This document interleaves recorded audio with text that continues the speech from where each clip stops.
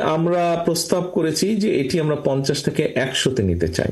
ওয়ালাইকুম আসসালাম। জনাব জনাব তারেক রহমান, মাননীয় মহাসচিব স্যার, সম্মানিত উপস্থিতি, আমার প্রশ্ন হচ্ছে 24 দফা নিয়ে। এখানে লেখা হয়েছে নারীর মর্যাদা, সুরক্ষা ও ক্ষমতায়নের যথাযথ পদক্ষেপ গ্রহণ। নারী ক্ষমতায়নের সূচকে এখনো নিম্নমুখী। আমরা জানি বাংলাদেশের অর্ধেক জনগোষ্ঠী নারী, কিন্তু অর্ধেক জনগোষ্ঠী নারী থাকা সত্ত্বেও কিন্তু আমরা শুধু কি সংরক্ষিত নারী আসনটাতে থাকবো? এখানে জাতীয় সংসদ ও স্থানীয় সরকার নির্বাচনে বলা হয়েছে ক্রমবর্ধমান অনুসারে। তো বলতে চাচ্ছি যে ক্রমবর্ধমান অনুসারে শুধু নারীতেই সংশ্লিষ্ট কেন? আবার 33% মূল দলে আমরা অংশগ্রহণ বাস্তবায়ন কতদিনে হবে? এবং নারী প্রতিনিধিত্ব যদি না বাড়ানো হয়, কারণ নারীরা কিন্তু অর্থনৈতিক, সামাজিক, পারিবারিক, রাজনৈতিকভাবে যথেষ্ট গুরুত্বপূর্ণ ভূমিকা পালন করছে। তাই বলতে চাই যে সুনির্দিষ্টভাবে নারী প্রতিনিধিত্ব কত পার্সেন্ট বাড়ানো হবে, এটাই আমার প্রশ্ন। তাহলে আমরা নারীরা উজ্জীবিত হব রাজনীতির মাঠে। বাংলাদেশের সর্বস্তরে আমরা রাজনীতি করতে চাই, আমরা জনপ্রতিনিধিত্ব করতে চাই। আমরা আমাদের সুনির্দিষ্টভাবে আমাদের নারী যে এটাকে আমরা সুনির্দিষ্টভাবে জানতে চাই যে আমাদের কতদূর অংশগ্রহণ।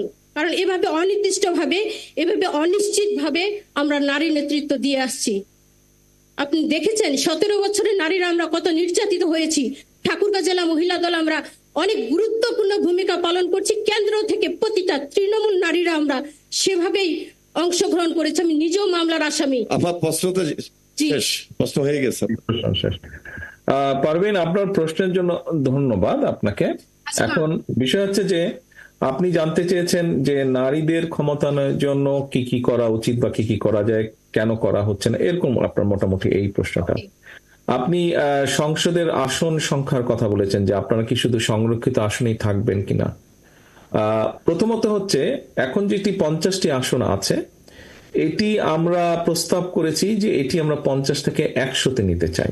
আচ্ছা, এখন আপনি যদি লজিক্যালি দেখেন, এই যে 100টি হবে, এই 100টি আসনের মধ্যে কিন্তু হয়তোবা যে কোনো একটাতে আপনি যেতে পারেন, আমি কিন্তু পারবো না। ওই আসনে নারী হিসেবে আপনি পারবেন, আমি কিন্তু ওখানে পারবো না একজন পুরুষ হিসেবে। কিন্তু এই 100টার বাইরে যে আরো 300টা আসন আছে, সেখানে আমি পারবো, সেখানে আপনিও পারবেন একজন নারী হিসাবে। অর্থাৎ আপনার জন্য সংসদে কিন্তু 400 আসন থাকছে, আর পুরুষ হিসাবে আমার জন্য কিন্তু 300 আসন থাকছে। ঠিক আছে? সো তার মানে নারীদেরকে আমরা সামনে আনতে চাচ্ছি, নারীদের পার্টিসিপেশন আমরা বাড়াতে চাচ্ছি। আপনি দেখছেন দেশনেত্রী খালেদা জিয়ার সময় নারীদের শিক্ষার জন্য কি পদক্ষেপ গ্রহণ করা হয়েছিল। একটি ঘটনা আমি গতকালকে বলেছি, আমি ঘটনাটা আপনার সামনে আজকে আবারও তুলে ধরতে চাই। আপনারা জানেন যে দেশনেত্রী এখন এখানে আছেন, লন্ডনে আছেন। উনি যখন লন্ডনে আসলেন, আমরা ওনাকে এয়ারপোর্ট থেকে সোজা হসপিটালে নিয়ে গেছিলাম। ওভাবেই ছিল, ডাক্তাররা বলেছিল সবকিছু দেখে যে ওনাকে সাথে সাথে হসপিটালে হবে। তো হসপিটালে একদিন একটা নার্স ডিউটিরত ছিল। নার্সটি নাইজেরিয়া খুব সম্ভবত নাইজেরিয়া থেকে।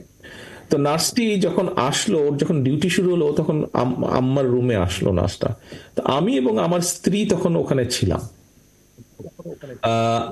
এসে নার্সটা একটা কথা বললো যে আমি জানি যে তোমার এখানে ডিউটিতে আমি আছি, কিন্তু তোমাকে আমি অন্যভাবেও চিনি। রোগী হিসাবে তো তুমি এখানে আসছো, তোমার ফাইল দেখেছি আমি জানি, কিন্তু তোমাকে আমি অন্যভাবেও চিনি। তো আমরা জিজ্ঞেস করলাম কিভাবে তুমি অন্যভাবে ওনাকে চেনো, তুমি তো অন্য দেশের মানুষ।